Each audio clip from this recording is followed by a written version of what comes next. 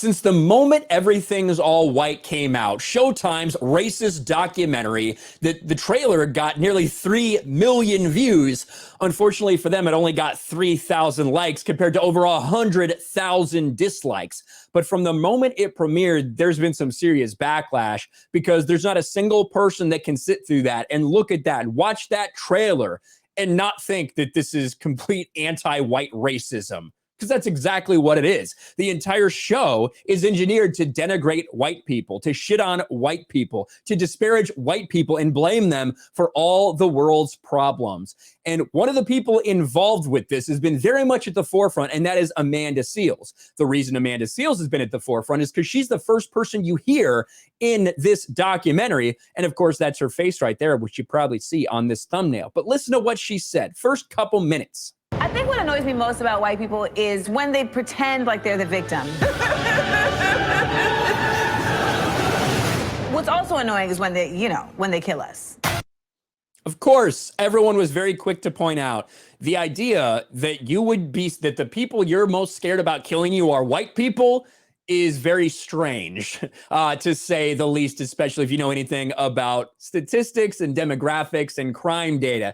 Doesn't really add up, does it? But the idea that you would say you hate when white people play the victim, and then this entire series is about how you are a victim, theoretically, because of things that happened decades and centuries ago even, is pathetic. And she's getting properly roasted. Like I said, she put this out when it first started getting some backlash. Hashtag everything's gonna be all white is required viewing. Trust and believe anyone taking issue with everything's gonna be all white is either racist or a raccoon emoji. Of course, because you're either a racist if you don't like it, and if you're a black person that has a problem with it, she's calling you a coon. That's what Amanda Seales is saying. That's what she said to people like Gothix, who she ended up blocking because of Gothix's reaction to this. That's how it works. All about diversity and equality and representation and all of these things.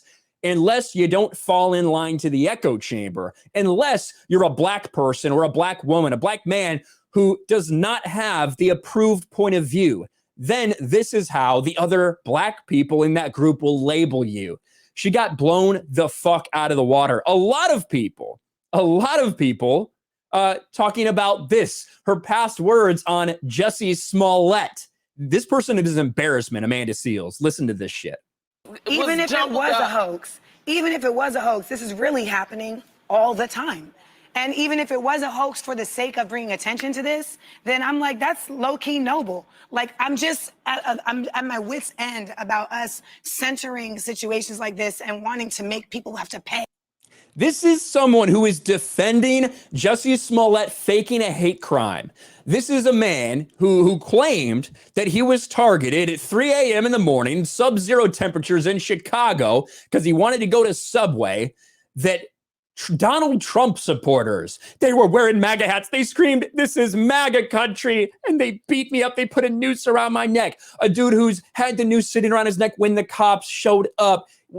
This guy calls himself an actor, but he didn't really plan this out very well, and evidently isn't all that good of an actor either. A fake hate crime. She says it's noble because these things happen all the time. Yes, I'm sure Nigerian bodybuilders pretending to wear MAGA hats and pretending to commit hate crimes does happen everywhere. In fact, I would hazard to guess that probably happens. The hoaxes happen more often than the real thing does at this point. But this entire thing was simply generated to make people hate each other more. And the overwhelming majority of people have rejected this. 105,000 downvotes. And my favorite part of this